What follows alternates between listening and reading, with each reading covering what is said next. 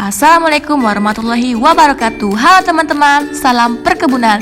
Kali ini kita akan membahas mengenai warna dan nilai Dobby pada CPO secara spektrofotometer. Sebelumnya, perkenalkan kami dari kelompok 6. Praktikum ini bertujuan untuk mengetahui warna CPO dan nilai Dobby, kemudian membandingkannya dengan SNI nomor 012901-2006. Berikut ini adalah alat-alat yang akan digunakan. Ada spektrofotometer, kuvert, hot plate, timbangan analitik, pipet tetes, gelas beker, dan labu ukur. Adapun bahan yang akan digunakan adalah CPO dan larutan N-heksana. Prosedur kerja yang dilakukan pada analisa kali ini yang pertama adalah memanaskan sampel CPO, kemudian menimbang sampel. Yang ketiga, melarutkan CPO dengan heksan. Selanjutnya, pindahkan larutan ke labu ukur ukuran 50 ml. Kemudian, tambahkan larutan heksan hingga tera. Maka, larutan sampel pun telah jadi.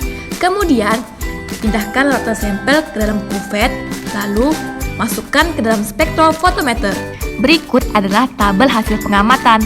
Dapat dilihat warna fisik CPO berwarna merah dengan nilai Dobby 0,31. Perhitungan nilai Dobby dapat dicari dengan cara membagi nilai absorbansi pada panjang gelombang 446 yaitu 0,22 dengan panjang gelombang 269 yaitu 0,699. Warna dan nilai Dobby pada CPO kali ini tidak memenuhi standar SNI. Warna CPO sangat berkaitan dengan kadar karoten yang dikandungnya. Semakin tinggi kadar karoten atau semakin matang buah, maka warna CPO akan semakin merah. Selain itu, kadar karoten CPO dipengaruhi oleh besarnya kandungan ALB, karena ALB yang tinggi dapat mereduksi kandungan karoten. Berikut ini adalah hubungan Dobby dengan kualitas CPO yang dapat dilihat pada gambar. Faktor-faktor yang mempengaruhi rendahnya kualitas Dobby.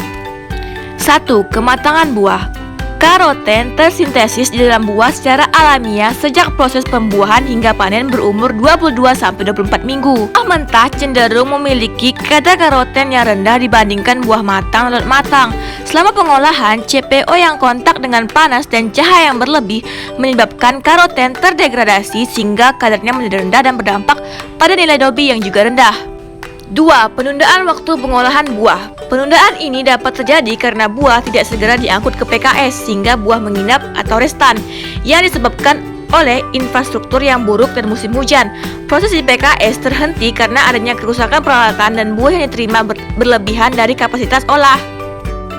3. Pengolahan buah di PKS. Titik kritis penurunan nilai Dobby terjadi pada stasiun sterilisasi. Pada tahap ini, secara umum, waktu pemanasan buah yang dibutuhkan selama 90 menit dengan interval suhu 130 sampai 150 derajat Celcius. Waktu sterilisasi memiliki pengaruh yang lebih besar dibandingkan temperatur terhadap nilai Dobby. Setelah proses sterilisasi, tahap selanjutnya adalah oil gutter, crude oil tank, purifier, dan vacuum dryer. Pada tahapan-tahapan tersebut, CPO mengalami pemanasan pada suhu 90 sampai 95 derajat Celcius. Suhu yang melebihi 95 derajat Celcius dapat menyebabkan karoten terdegradasi dan nilai Dobby menurun. 4. Kontaminasi CPO. Mutu CPO akan menurun apabila terjadi kontaminasi oleh kondensat di unit sterilizer, injeksi steam, dan panas di unit digestion, tekanan tinggi di unit press, oksidasi minyak di unit klarifikasi, dan pemanasan yang berlebih di tangki timbun. Selain itu, pengutipan kembali CPO dari produk sampingan juga dapat menimbulkan kontaminasi apabila mutunya rendah yang dicampurkan ke dalam CPO bermutu tinggi. CPO yang dikutip umumnya berasal dari air, kondensat, sludge, empty fruit bunch, dan serat fiber. Kontaminasi logam berat dari peralatan proses khususnya tembaga dan besi yang dikategorikan sebagai pro-oksidan kuat juga dapat terjadi dan menyebabkan nilai Dobby menurun.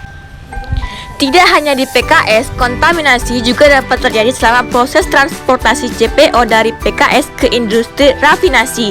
Kontaminasi ini terjadi karena tangki tidak bersih dan atau sengaja dicampur dengan air atau bahan-bahan lain. 5. Pemanasan CPO berlebih di tangki timbun. CPO yang dihasilkan akan dikumpulkan dalam tangki penyimpanan storage tank.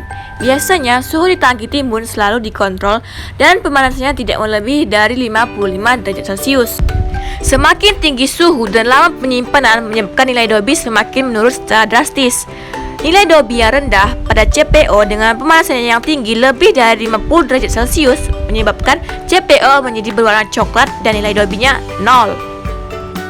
Nah, jadi dari hasil praktikum analisa warna dan nilai Dobby yang telah kami lakukan, dapat disimpulkan bahwa CPO memiliki warna merah dengan nilai Dobby sebesar 0,31 dengan kategori buruk tidak sesuai SNI.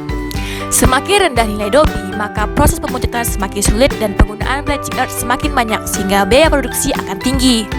Sebaliknya, jika nilai Dobby tinggi, maka akan menjadikan kondisi pengolahan yang lebih ringan untuk refinery.